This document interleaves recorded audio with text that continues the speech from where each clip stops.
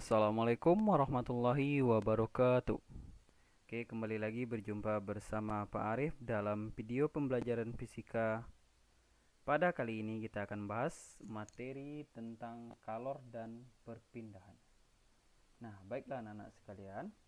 Sebelumnya Ananda sudah melakukan praktikum tentang perpindahan kalor kan? Di mana perpindahan kalor itu ada tiga ya. Yang pertama secara konduksi, yang kedua secara konveksi, dan yang ketiga secara radiasi. Nah, pada kali ini kita akan membahas tentang apa yang dimaksud dengan kalor itu. Nah, selanjutnya kita akan menghitung banyaknya kalor yang diperlukan. Terus kita juga akan menentukan nilai dari kapasitas kalor tersebut.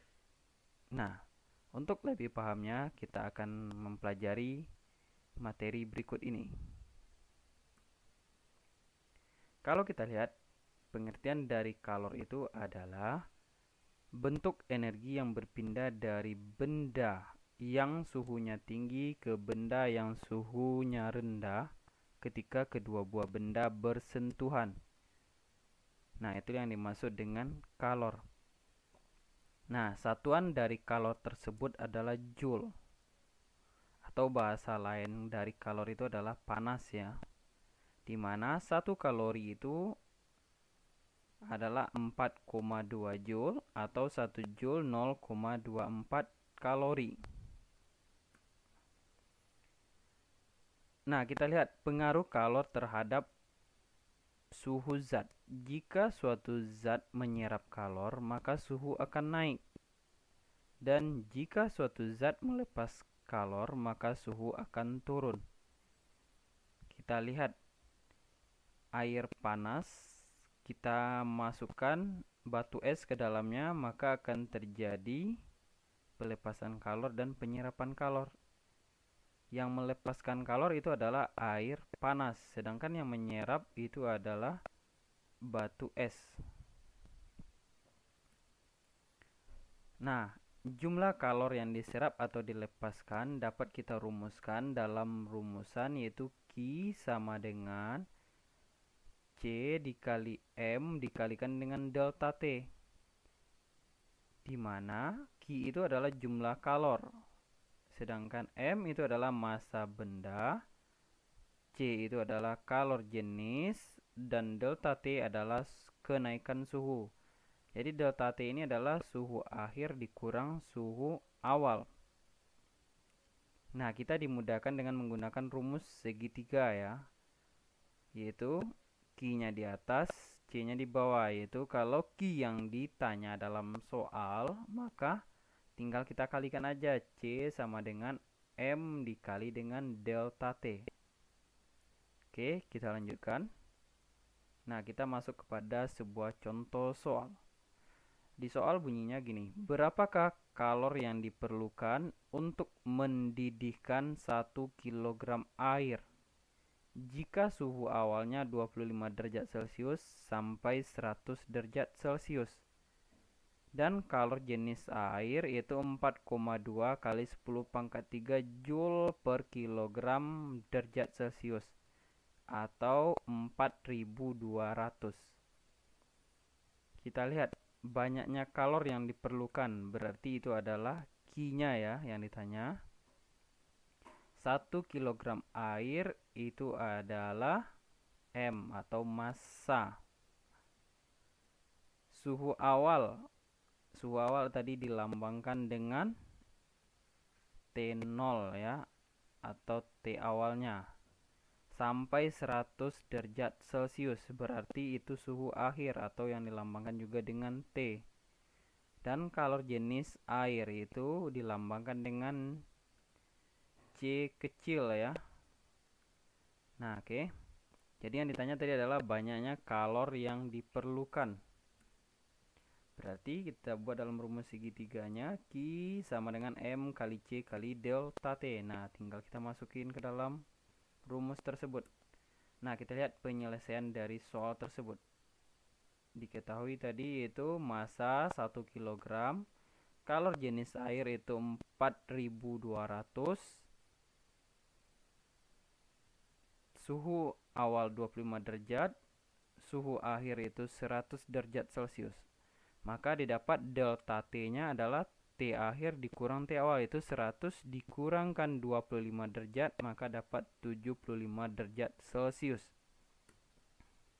Yang ditanya adalah Q. Q ini adalah banyaknya kalor atau kalor yang diperlukan. Nah, kita jawab. Tadi kalau Q yang ditanya itu M dikalikan dengan C dikalikan dengan delta T. Nah, tinggal kita masukin aja angkanya lagi. 1 kg dikali 4,2 kali 10 pangkat 3 atau 4200 ya, dikalikan dengan 75 derajat Celcius. Didapat dia 315 kali 10 pangkat 3 Joule. Atau dia 315.000. Kalau kita rubah ke dalam kilojoule itu didapat 315 kilojoule. Oke, paham ya? Jadi jawabannya itu adalah 315 kilojoule. Ingat, kalau kita lihat tangganya ini, kilojoule itu dia sama dengan kilometer ya. Kilojoule kita rubah ke dalam joule itu dia turun 1 kali. Kalau dia turun 1 kali, tinggal kita kalikan aja dengan 1000.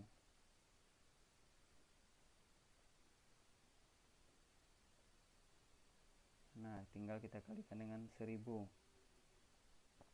Atau kita buat juga di sini 1 kilojoule sama dengan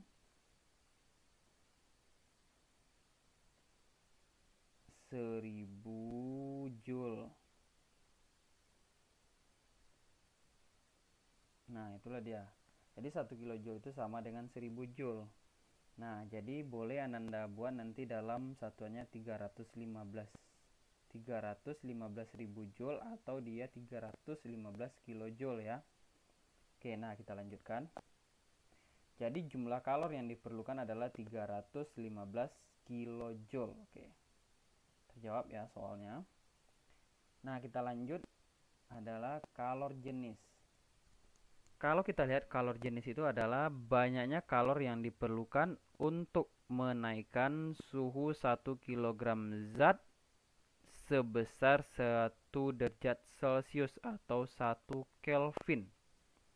Dengan persamaan itu C sama dengan Q dibagi dengan M dikalikan dengan delta T.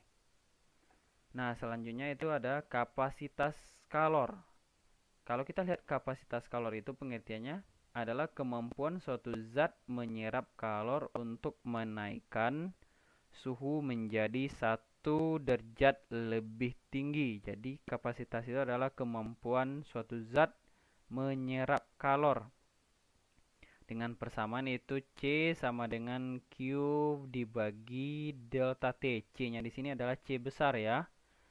Perbedaannya antara kapasitas kalor dengan kalor jenis itu adalah kalau kalor jenis itu C-nya C kecil, sedangkan kapasitas kalor itu C-nya C besar ya.